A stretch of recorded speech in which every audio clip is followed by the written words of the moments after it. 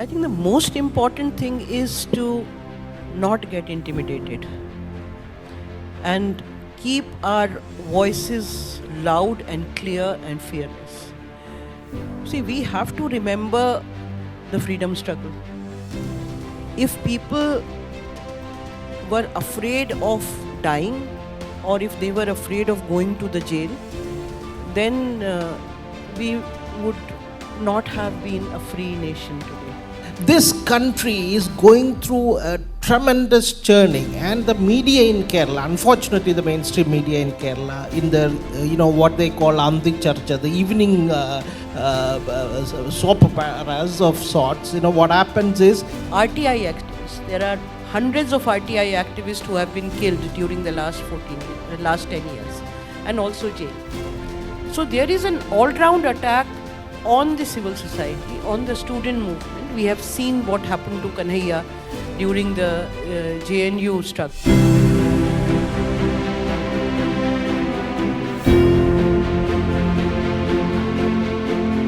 Hello everybody.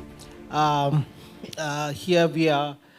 The purpose of this event is to have a chat about civil society and its role in safeguarding the constitution. So first we'll go to what we understand generally as the role of civil society, especially in the Indian context. It's important that we contextualize everything because we live in tough times, and civil society faces a lot of constraints. Civil society groups such as the one that she runs also faces a lot of problems, but everyone tries to make an outreach and outlive these constraints. But it's important to understand what these constraints are and why it's happening.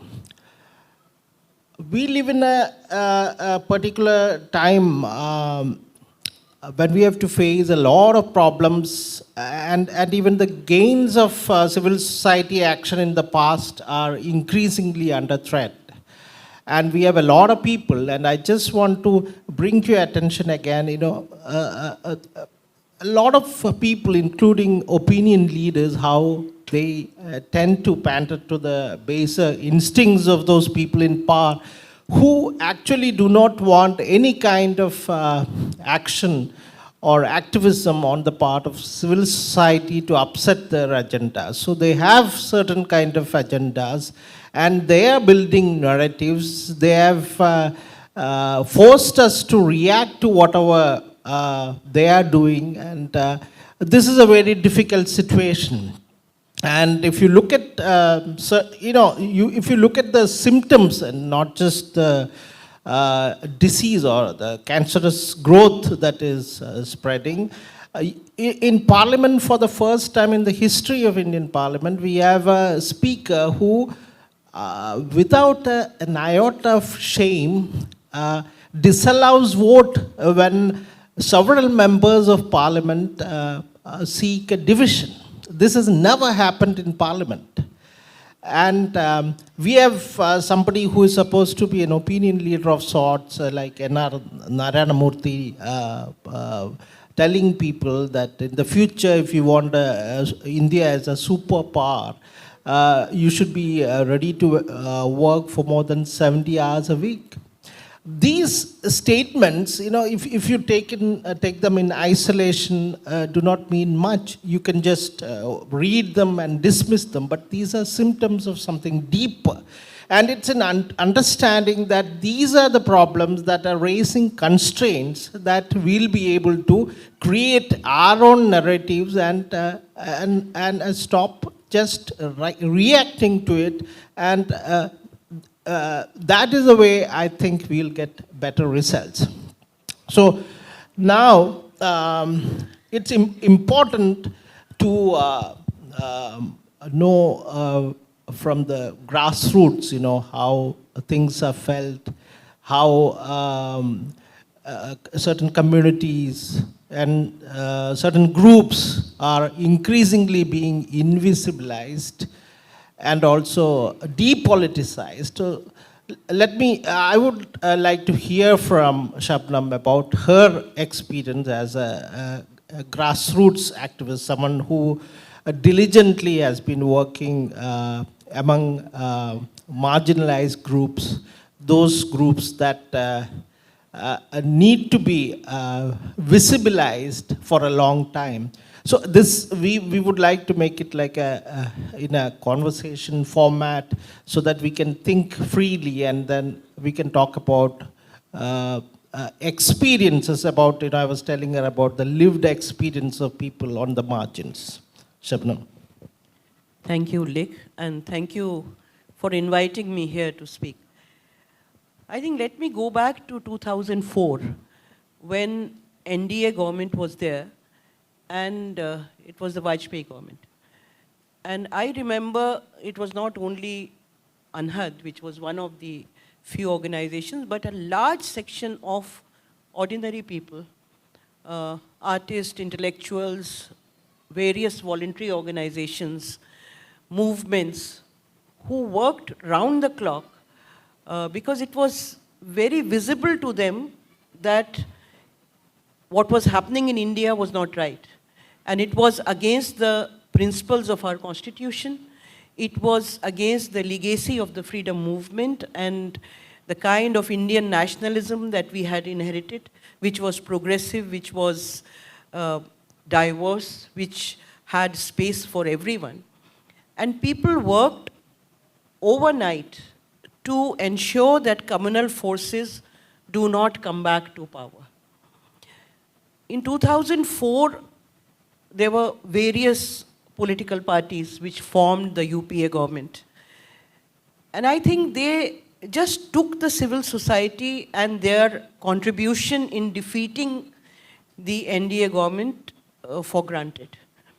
They did not understand the kind of work that ordinary people of this country had put in to defeat the communal ideology and communal government. But if one organization which understood the power of civil society and its work on the ground among the most marginalized sections, whether they are farmers or workers or any other section, tribals, Dalits, that was the RSS. And of course, for the next 10 years, there was UPA government. But the moment they came back in 2014, they realized that one force which they had to eliminate was the civil society. The voices from artists, from intellectuals, from media, from academicians, from voluntary organizations, anybody and everybody who could raise a voice of resistance. So one of the first attacks after 2014 which came was on voluntary organizations. I think many of you would remember, I think the first person to be attacked was Priya Pillai, who was going from Greenpeace, who was going for a convention abroad and she was stopped. And after that, it has been unrelenting. Their modus operandi is very simple. First, they start demonizing. If they decide to, attack a particular person or an organization or a students group, the first thing is to start demonizing. And the fact that at least the national media is totally in their control and it speaks only what the government wants, especially the television and major national newspapers. They mount a huge campaign which is a disinformation campaign. And it is to such an extent that even people who are not with them start believing and start questioning. I mean, there are so many people who have asked me about very close friends who were being attacked at that time, that is it true what the media is saying? And after that, after you have achieved that maligning a person, then the next step is to file a case. So filing FIRs, cancelling FCRA. In our case, it was not only cancellation of FCRA, but it was also sending income tax notices to local donors. Very innocuous notice, which would just say, have you donated to Anhad?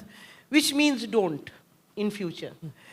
So on one hand, they have strangulated financially most of the civil society organizations, most of the voluntary organizations, and they are over, I think according to me, about 25,000-30,000 organizations who have lost FCRA. Apart from that, innumerable cases. I mean, we have a few cases which are not as vicious as the cases on Tista or Harshmandar or other colleagues or all our friends who are in jails even now in the Bhima Koregaon case. But they have been filing cases against anyone and everyone and sending them to jails. During the CA movement, there are so many young people. Only a few of them, handful of them have come out. All the others are still in jails. And a large number of journalists are in jails. They have been killed. Over 200 journalists have been killed. What they do is that they would file cases in remote areas where, for example, somebody working in Chhattisgarh or Jharkhand, a journalist who does not have the kind of support which a journalist working in Delhi or Bombay would have. So when you put a case on them, most of the people don't even come to know about it. And many of them are killed or jailed. RTI activists, there are hundreds of RTI activists who have been killed during the last 10 years, and also jailed. So there is an all-round attack on the civil society, on the student movement. We have seen what happened to Kanhaiya during the JNU struggle, or how the other academic institutions like FTII or IITs in Madras and many other places were attacked. The basic aim is to stop all kinds of dissenting voices from being heard and totally demolishing them so that whatever support they had in the society people start questioning them and stop believing them, on one hand. On the other hand, anybody who wants to support an organization or an activist would not do it because they know that if we donate to this organization, then we would have income tax inquiries. So in the present times, it has become extremely difficult to mount the kind of campaigns that civil society used to do, except for a major farmers' struggle and CA movement in the last 10 years. I don't see any other major campaign which has happened. Before I come to one of the very interesting campaigns that you have launched to build bridges between people, I would, as a person who is from the media, I would like to share a few thoughts about what is happening in the media. Yesterday I was at a media seminar where I was able to discuss with a lot of people who are in the practice about what's happening, and then, synthesize that information to understand better what's happening. And that, anyone who watches the media, all of you know what is happening. And I'm not talking about the Kerala media. In the Kerala media scene, actually these problems are not discussed, as if these are not something to be discussed at all. And we would talk about some incident in the 4th ward of Aryanad locality here, and very localized focus happens in Kerala television, and which finds amplification in the print media. And then this country is going through a tremendous churning, and the media in Kerala, unfortunately the mainstream media in Kerala, in the, what they call Andi Charcha, the evening soap operas of sorts, what happens is they don't talk about national politics at all. And it's an unfortunate thing, which is why it's important that we have people like Shabnam here, because she is talking about a scenario that's happening in this country, and a lot of people, I wish we had more media people from Kerala here to listen to all this. And again, I want to bring to everyone's attention what is happening in the media. In the mainstream media, I'll confine myself to mainstream media, because independent media, like The Wire, or we all know what happened to Newsclick, and even magazines like Caravan, which also can be categorized in independent media, in the current context. What's happening is, again, this same tactics of intimidation, they've fallen prey to that. And what's happening is, the editors, the role of editors used to be autonomous before, because they often kept a cautious distance from the powers that be, from politicians, ministers, and a lot of people in gathering, in the whole business of daily news gathering. And it has reversed. It is, and ever since Modi has been re-elected in 2019, it's completely changed. Now, the editor, who used to be a person with a certain kind of standing and spine, has now become a public affairs expert of sorts, a public affairs person for his organization, which has business interests, which wants some bit of profit. If you're just in the business of news or just advertising, you don't make a lot of profit. So you are at the mercy of the government and taking advantage of this situation. Not all governments in this country have done it to the media before. So the editor becomes a public relations person, and the reporter, the role of the reporter is dead in mainstream media. The death of a reporter is a great story, because reporters are told by the editor, these are the stories of the day that you have to report.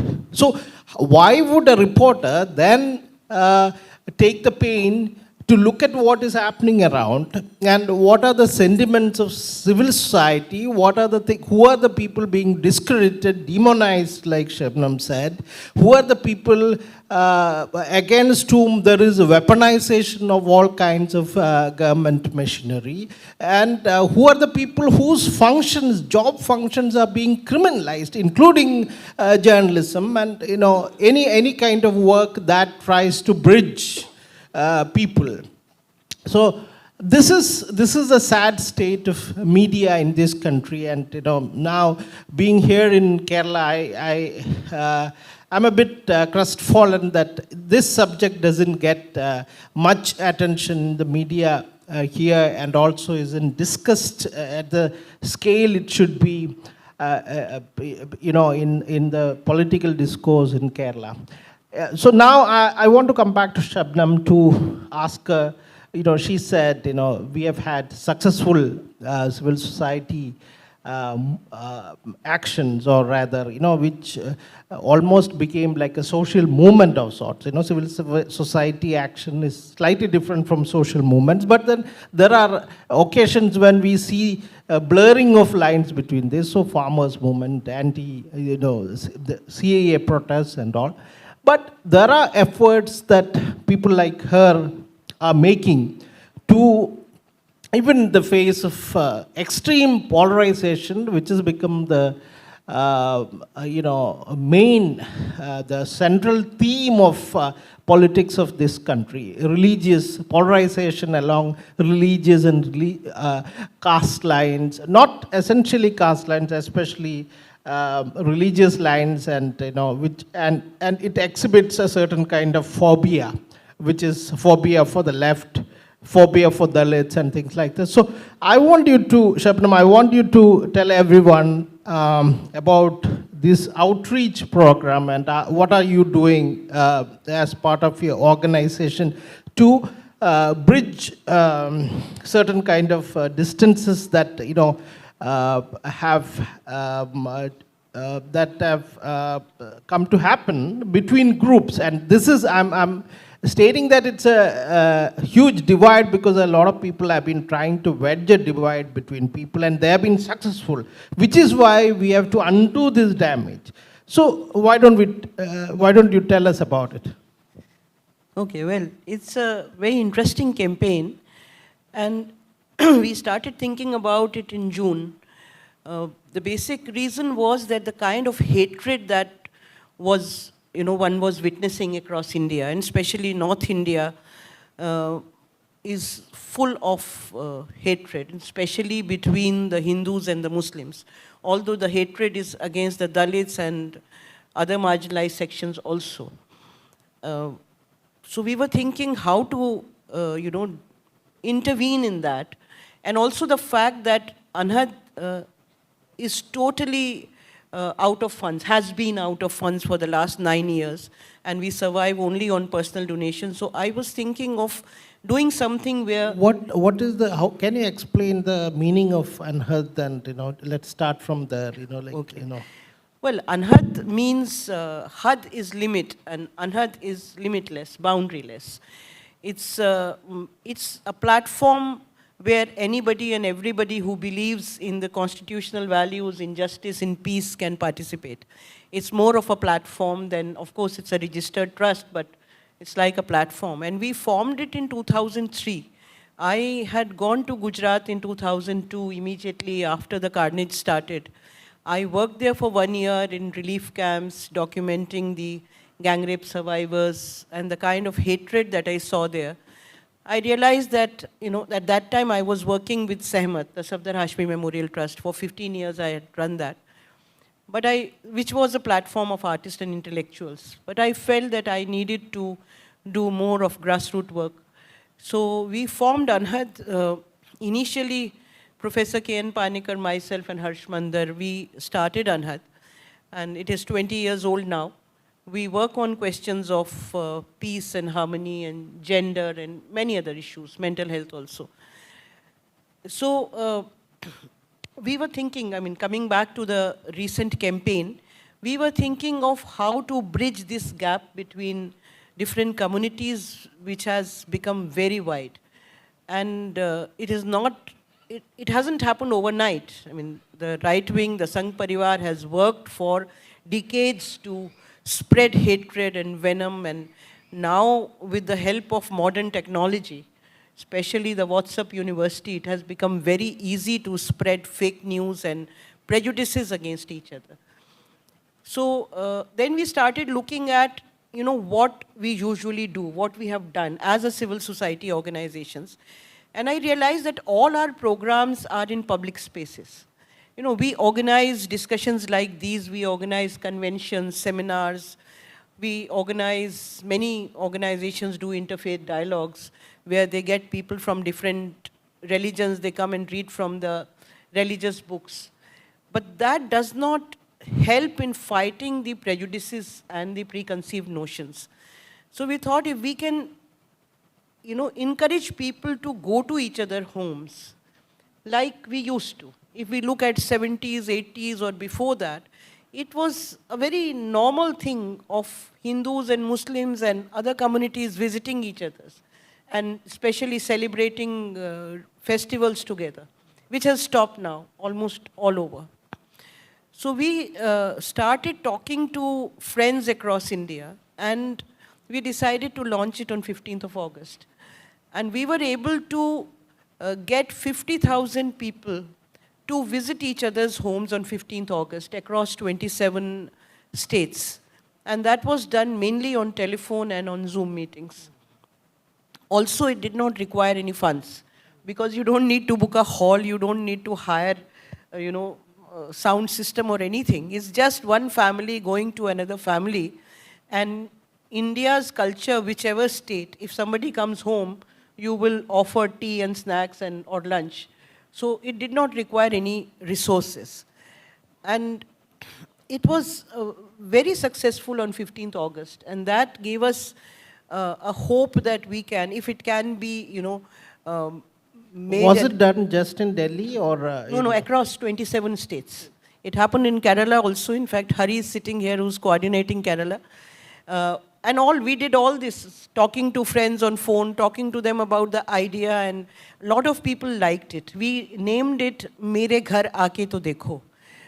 Come visit my home. It basically, if you understand Hindi, Mere Ghar Aake To Dekho, which basically means that you have already decided about me, but at least come and see how I live, what is my home like. And the responses were very interesting.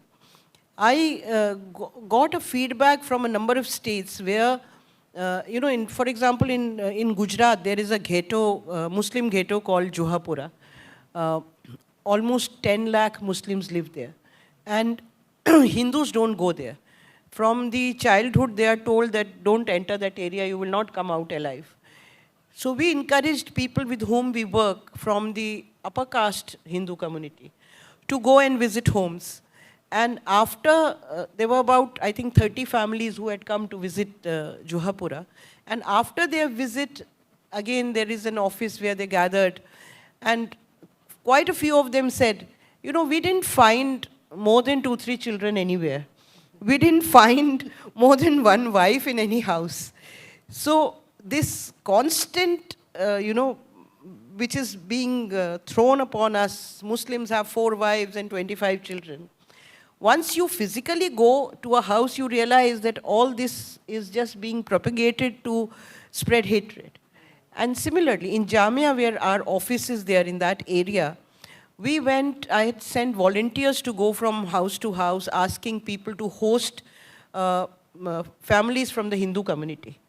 Many of them said, how can we allow an unknown Hindu into our house? They will see our house, and if the riots happen, they can come and attack us. So there were questions on both the sides. But after they interacted, after they met each other, they realized that there was so much in common and so little which is different. Maybe the way they pray. Otherwise, people who are non-vegetarians, their even eating habits are the same. In last month, we had circulated again on social media that anybody who wants to go to Kashmir, because we thought that Kashmir is also an issue which is polarizing, which is used to polarize a lot of people. And we took 25 people from various states. There was nobody from Kerala, but from Maharashtra, from Karnataka, from UP, from various people registered. And we took them to a place called Lolab Valley, which is in Kupwara. And we placed them in rural homes, in villages.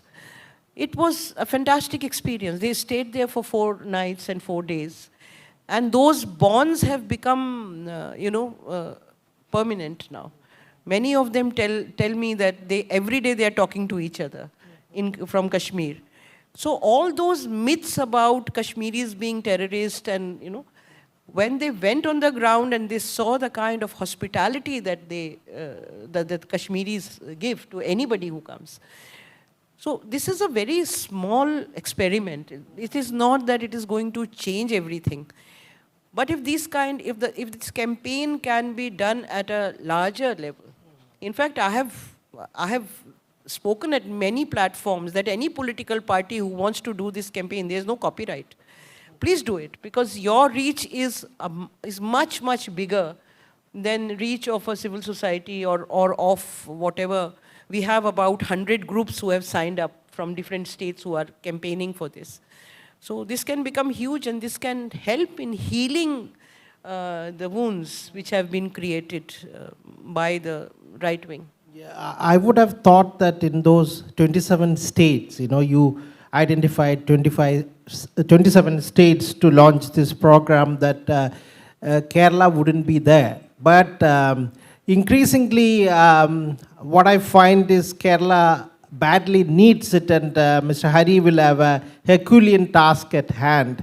Because I used to think, because we all take pride as, Malayalis and who have lived in this state for a long time, and many people who live here, that Kerala is beyond all this. Of course, we can take pride in the social indicators which are on a par with Nordic countries. We can keep talking about Amartya Sen talking about the Kerala experiment and Kerala model of development.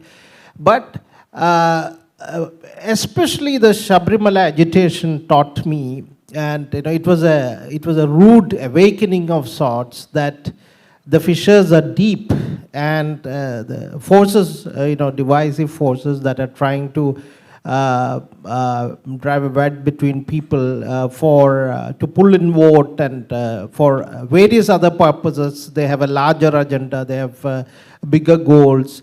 They have succeeded in Kerala also, although electoral representation for that kind of sentiment is not very high. But Sabrimala agitation, it's something that needs to be talked about here, because it showed what actually Kerala is capable of in a very adverse and negative way. And certainly this, the outreach program that your organization has launched definitely needs to, definitely as a space in Kerala where you see a lot of changes happening very rapidly, and people being blinded by the differences, people trying to exclude others. And I'm not blaming any one community or any certain group. It's if there is an outreach on the part of at least one group or the other, there would be some, everyone is closing. There is some kind of effort to create ghettos, at least in your mind, on the part of several communities. So it needs, there is a lot of work that needs to be done in Kerala. So coming back to this whole question of intimidation, it's happening across, anyone who is seen as a dissenter, he's attacked online first. And even the IT cell chief takes a lead in launching that attack, so that the attack gets amplified because there are bots and all. And we need to be far more careful in the future, because now you have generative artificial intelligence. You might have a lot of, and BJP is the first party to use artificial intelligence in the 2021 election in Delhi. And Manoj Tiwari, the guy, he appeared. I don't know whether he even spoke, but he spoke venom, and it was translated across languages, multiple languages, and that was part of a campaign. And going ahead for the next year's national elections, I think it's ahead in the run-up to these elections. It's the kind of effort to polarize and trying to divide people is going to be far more harsh and deep. So, alongside goes this acts of intimidation, how to intimidate people who speak truth to power, who have this, by virtue of the fact that we have technologies at hand to question, and but if the measures like the one that are taken against journalists, if journalist happens to visit a place and he's arrested immediately, he's demonized, he's called a terrorist, and there are people who are still in jail, for actually we don't know the crime they have committed apart from speaking out against power. So how do we tackle this? As a person who has worked for a long time under along with these groups as a community, I'm sure you exchange notes, if not, not literally, but at least you have discussions and negotiations, and you pick each other's brains, on what is happening at the moment. And these are unprecedented times. We had a short period during emergency when, I was not born. I didn't see it directly, but we have heard everything because everything has been recorded. But except the lifting of or disbanding of civil liberties of that time, we don't have a precedent. So we might have to actually think creatively about how to tackle this. So how do we do this, from a grassroots level, and what are the responses that you get from fellow activists, fellow civil society groups? I think the most important thing is to not get intimidated and keep our voices loud and clear and fearless. See, we have to remember the freedom struggle. If people were afraid of dying, or if they were afraid of going to the jail, then we would not have been a free nation today. A large number of people would, probably lakhs of them fought, they were killed, and they were jailed.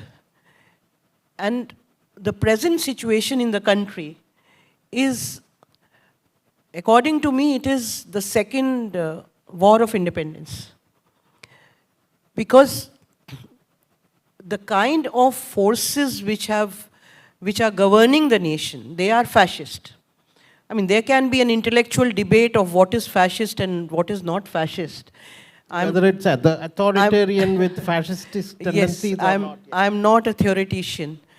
But I know that most of the 14 characteristics of fascism which are there, India has crossed at least 70-80% of all of them. Whether it is use of nationalism, whether attack on artists and intellectuals, crony capitalism, there is a whole list which anybody can Google and find out.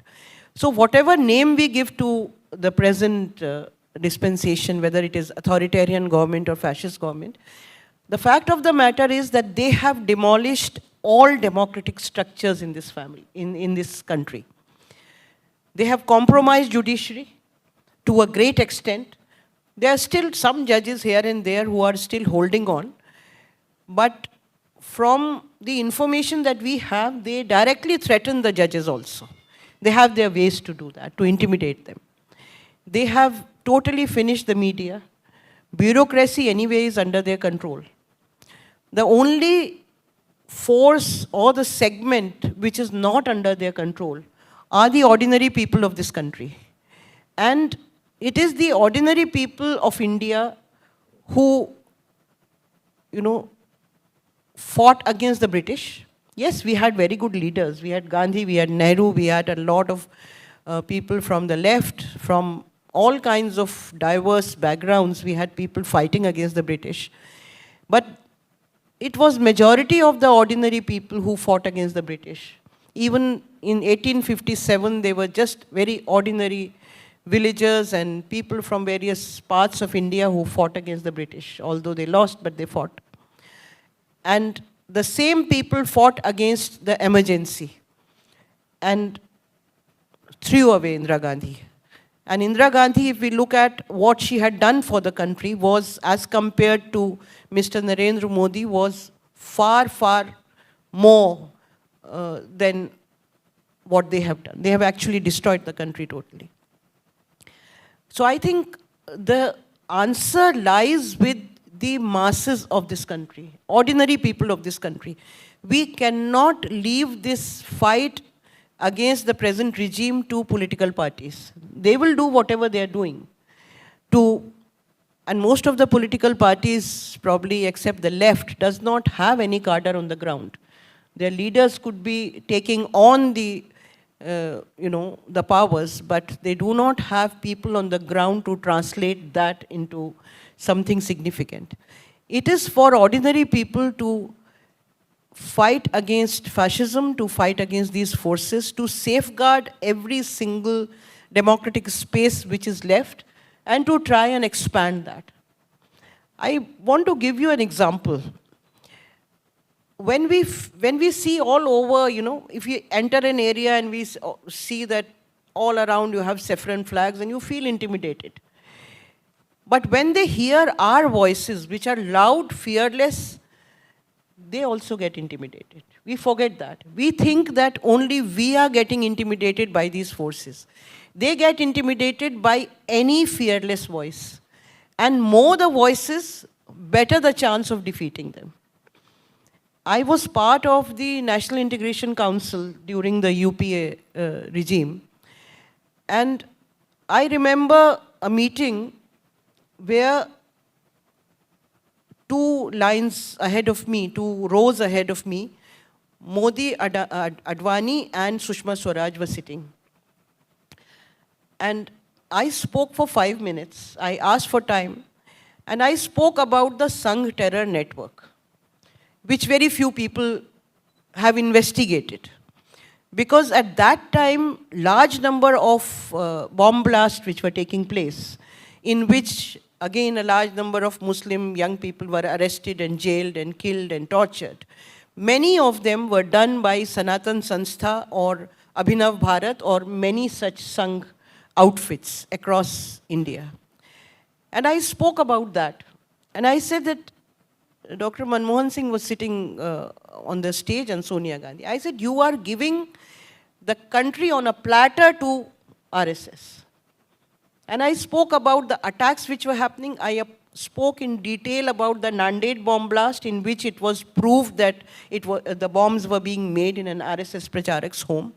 And I saw the body language of those three people sitting in front of me. So it is not that they don't feel intimidated when you speak loudly and clearly and with facts. And the only answer is that. Do not be intimidated. And we have to get more and more and more people to speak out.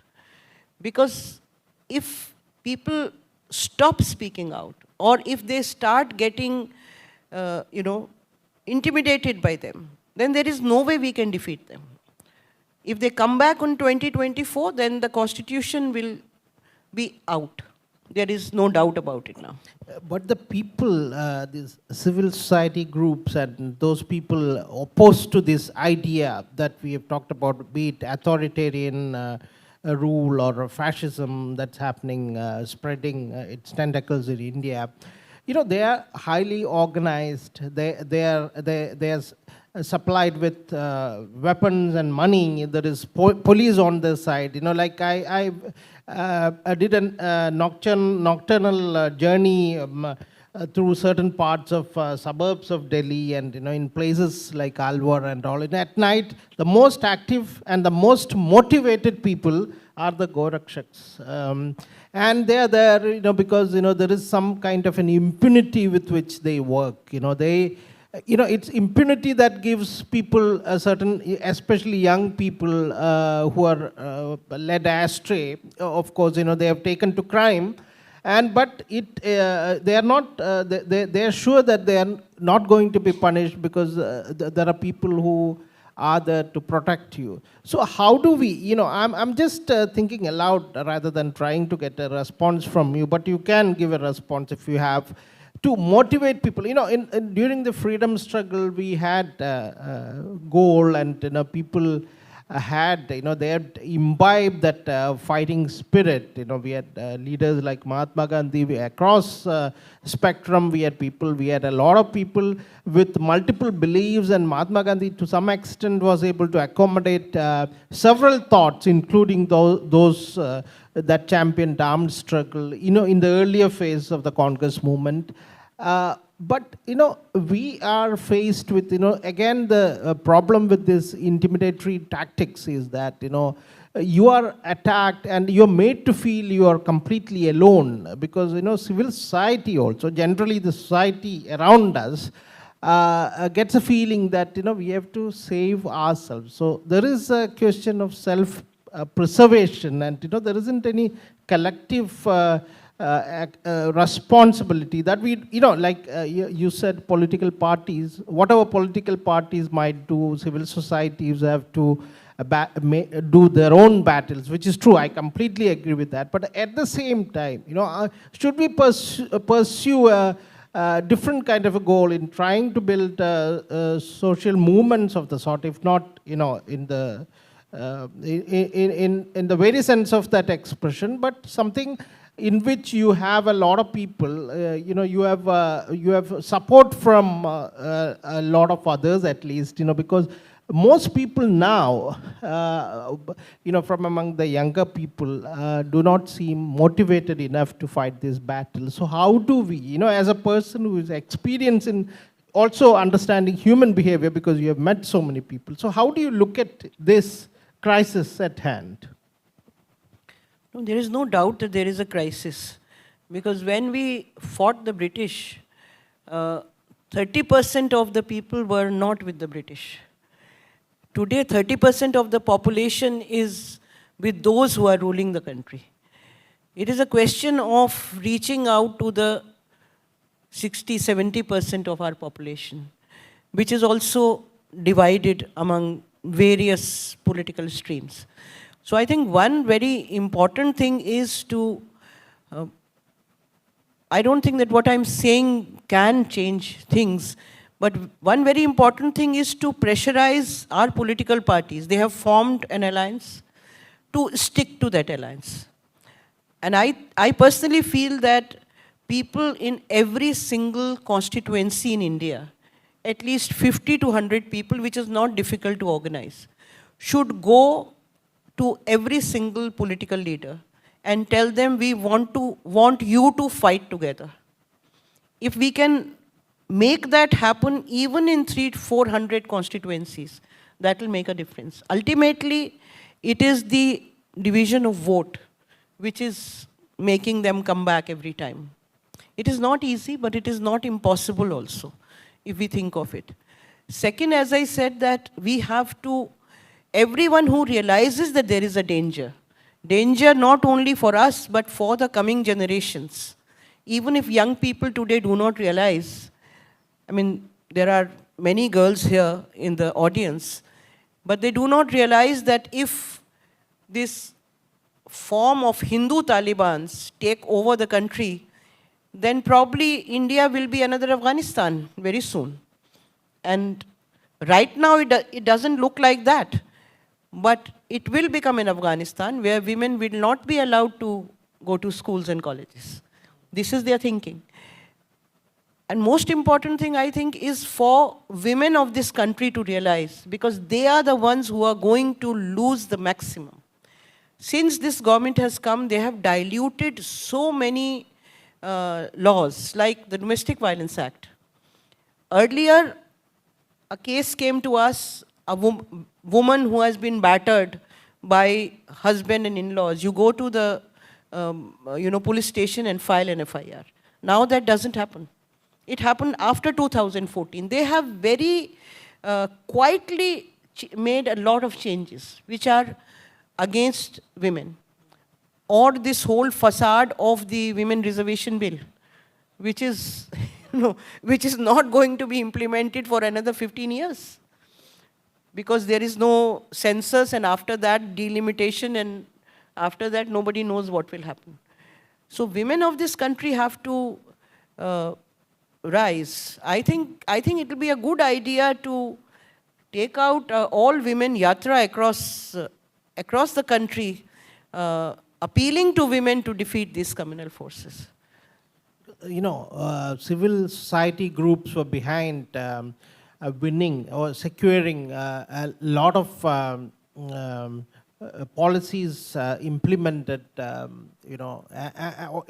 just government policies, but also in forcing, even in those days when the framers of our constitution thought about and discussed what is to be done in the constitution assembly debates. We are aware of the role the women of that time had played. But there is a sense that we are surrendering on the values, and unfortunately women are being co-opted into the ranks of becoming anti-women activists. So the sacrifices or the efforts made by civil society groups at a certain point of time to win women certain rights so that they enjoy dignity, they have respect and all that, are being questioned now. And there is without questioning, a large group of women tend to agree, go with the flow without questioning. And that's what we saw when the Shabrimala agitation happened here. And that's what we, so, whenever there is this question of tradition, the whole, the great grand idea, the concept of tradition brought up even, and I think some of our intellectuals, Ambedkar said that, intellectuals should be at the forefront, they should play a leading role in leading civil societies. But unfortunately, we have had, not just at this juncture, but even as early as the time when your namesake Shabnam Veermani reported on the Sadi case, a rope canvas case in the late 80s or early 90s or some 80s. So even at that time, we had some of our esteemed, gurus of scholars, scholars, like someone like Ashish Nandi himself, lashed out on feminists who were saying, this is bad, or, this is unthinkable, it is unacceptable. And even such people took the side of tradition. So, so we have everything that we had at one point stood for, something, including, very progressive and transgressive steps to being making revolutionary changes possible. Now we have people retreating and vacating that space for social reformation. It's the role of civil society groups that ought to champion or at least make an effort to retain the gains that illustrious predecessors of people like Shabnam have made, will have to work much harder than it is. So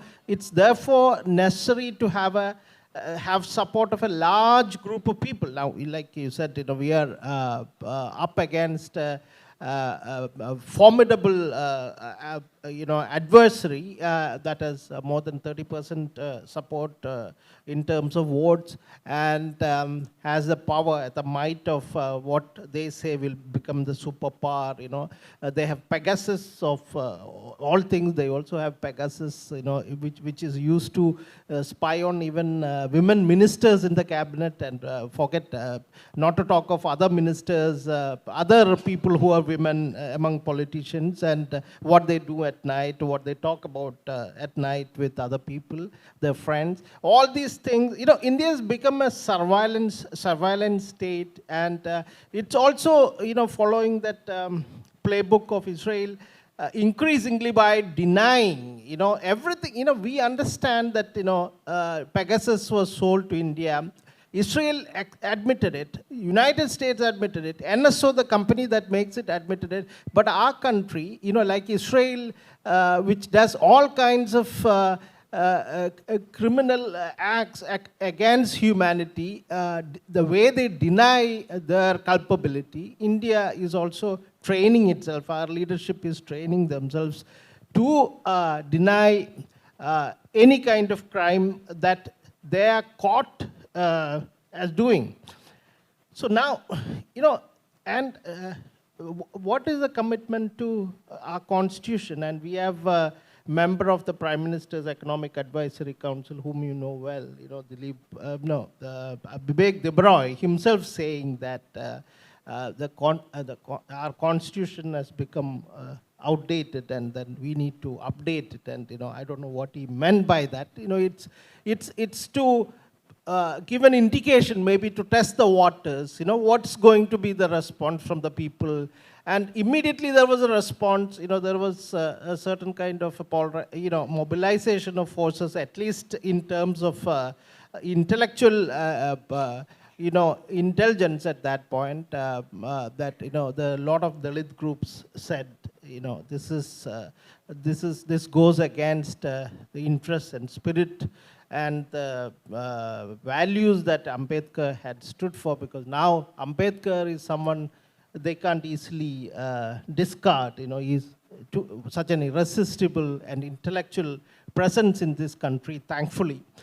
So, how do you see? Now, let's come to another subject. You worked among very marginalized groups. So, where are we in terms of giving justice?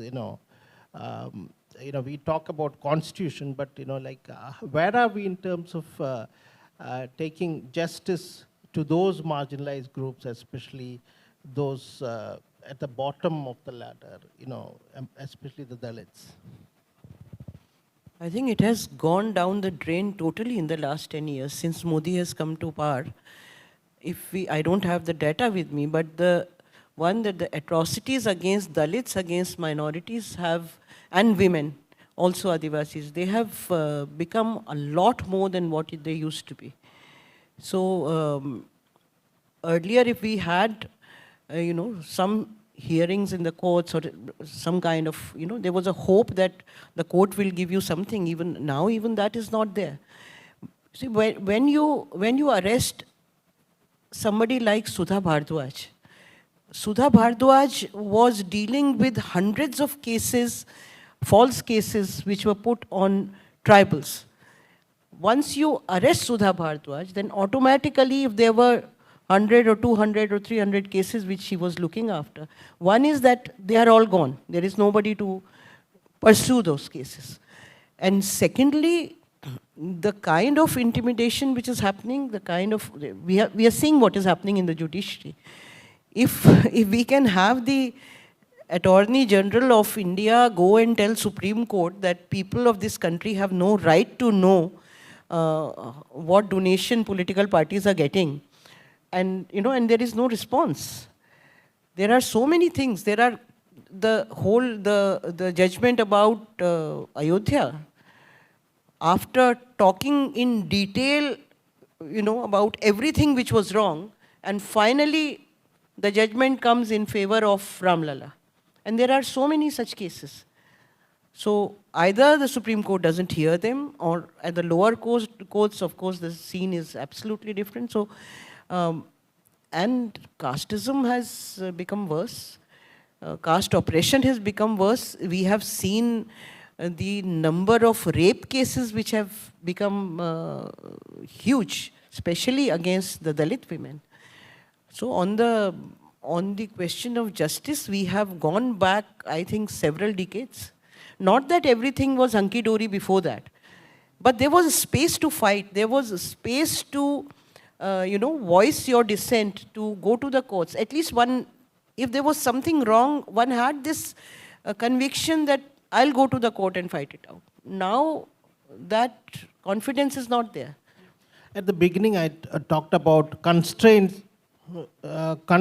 that we have, constraints that we face, as civil society groups, which includes even, we talked about, migrating or, upgrading ourselves from that firefighting mode into building narratives, so that we don't just allow them to set the agenda, but we ourselves set the agenda. But what kind of challenges that, which is my concluding question to you, and I would want you to give your, feedback, based on your inputs from the grassroots, and also based on your interactions with other civil society groups and those people who are spearheading such campaigns.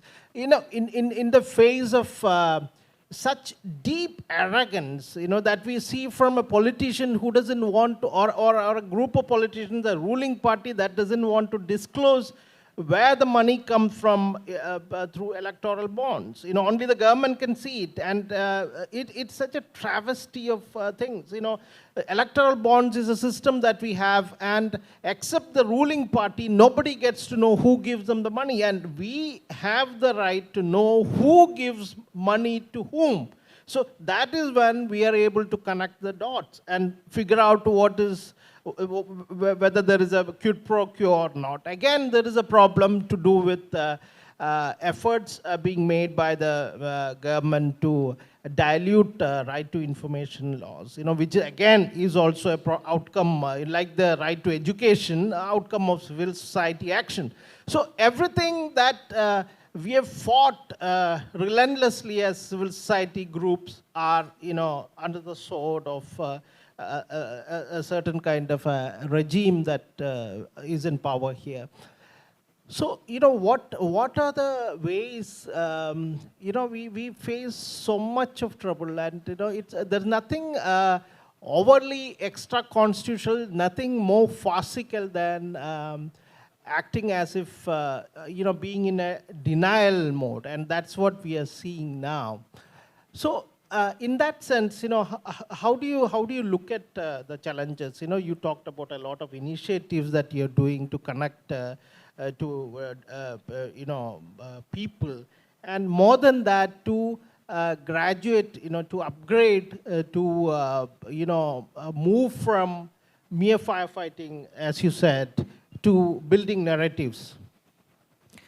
I think what is happening the last 10 years, that every 15 days, a new crisis is generated by those in power.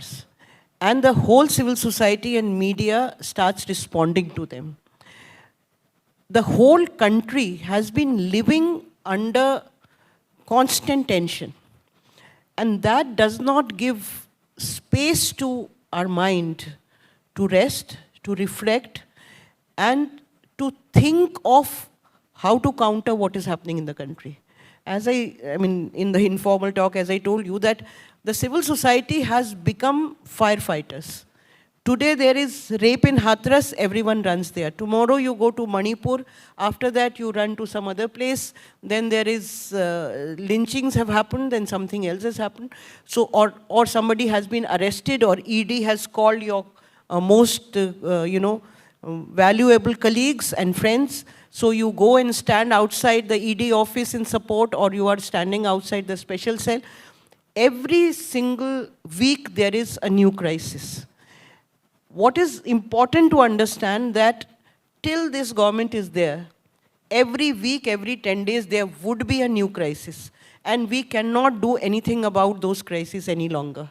So there is a need to step back, reflect, and start working on the alternate vision of this country. The idea of India. Taking the idea of India, which was diverse, which was plural, which was democratic, and going to the masses. To whatever possible. Even a lot of people say, what can I do as an individual? I think even an individual has a circle of friends. If you can reach out to 5 people, 10 people, convince them, ask them to, reach out to another 10, that is very important. We cannot leave this battle for survival of democracy only to political parties. Civil society, ordinary citizens have to be a part of it. I think, it's also a warning, a tone in which, you have to also accept it as some kind of a warning for people who tend to think these are problems that don't affect us. This is affecting people in other states, especially in North India, and it's not going to affect us. That certain kind of laziness, certain kind of indifference, insensitivity towards what's happening elsewhere wouldn't reach us. And I hope, occasions like these, when you listen to people like Shabnam, I hope, various groups, including the media, wake up to the challenges of the future they have ahead for them. And now we would we are open to taking questions, and maybe 3 or 4 questions they can ask. Who wants to ask questions? Do we have the time? It is already 3 o'clock. Until Mr. Tharoor comes, I think we can take questions, yeah.